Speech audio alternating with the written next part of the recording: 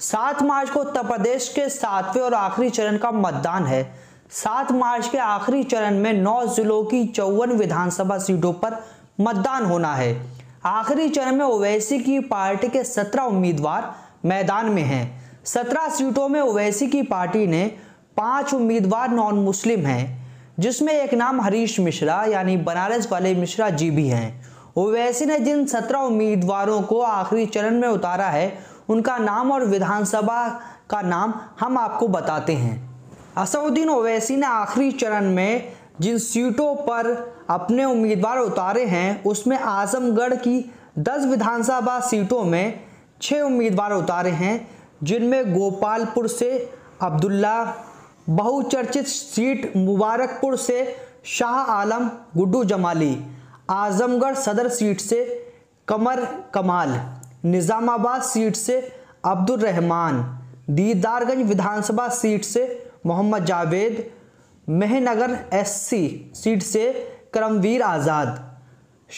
साथ ही जौनपुर में 3 विधानसभा सीटों पर एआईएमआईएम ने अपने उम्मीदवार उतारे हैं, जिसमें शाहगंज से एडवोकेट नायाब अहमद, जौनपुर से अभयराज भारती, मुंगरा से रमज़ान अली को।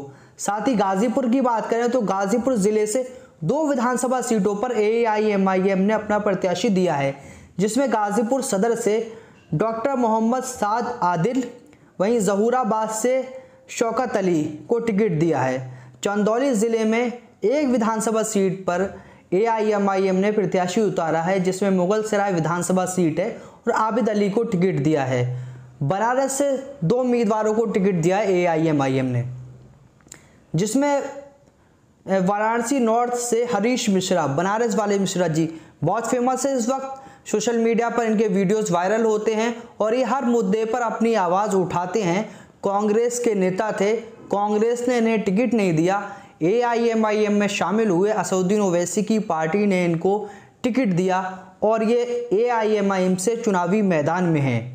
वहीं हम बात करें तो भदोई से 2 सीटें दी गई हैं। भदोई में रविशंकर जायसवाल को और औरई सीट से तेरही राम। साथ ही मिर्ज़ापुर में भी एक उम्मीदवार एआईएमआईएम ने उतारा है, जिसमें मिर्ज़ापुर सीट से बदरुद्दीन हाशमी को टिकट दिया है। तो ये मजलिस के 17 उम्मीदवार थे।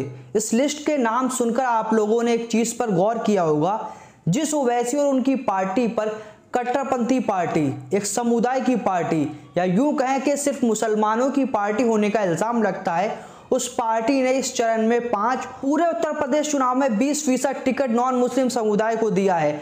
अब आपको सोचना होगा कि असदुद्दीन ओवैसी ने 100 सीटों पर 20 तकरीबन उम्मीदवार नॉन मुस्लिम को दिया है, जिसमें हरीश मिश्रा, जिसमें पंडित मनमोहन झा जैसे लोगों को टिकट दिया है। असदुद्दीन ओवैसी पर इल्ज़ाम लगता है कि सिर्फ मुसलमानों की बात करते हैं, इनकी पार्टी सिर्फ मुसलमानों की पार्टी है, इनकी पार्टी जो मुद्दे उठाती है वो सिर्फ मुसलमानों के मुद्दे उठाती है और असदुद्दीन ओवैसी को मुसलमानों के सिवा कुछ दिखाई नहीं देता। मगर आप एआईएमआईएम की लिस्ट पे नज़र डालेंगे, जो प्रत्याशी उन्होंने दिए हैं, उसमें आपको साफ नज़र आ जाएगा कि असदुद्दीन ओवैसी पर जो इल्ज़ाम लगते हैं वो सरासर गलत हैं। सपा हो, कांग्रेस हो, बसपा हो, ये सारी पार्टियों के नेता हैं जो बोलते हैं कि असदुद्दीन ओवैसी सेकुलरिज्म के लिए ख़तरा हैं। वो कहते हैं कि असदुद्दीन ओवैसी सेकुलर नेता नहीं है।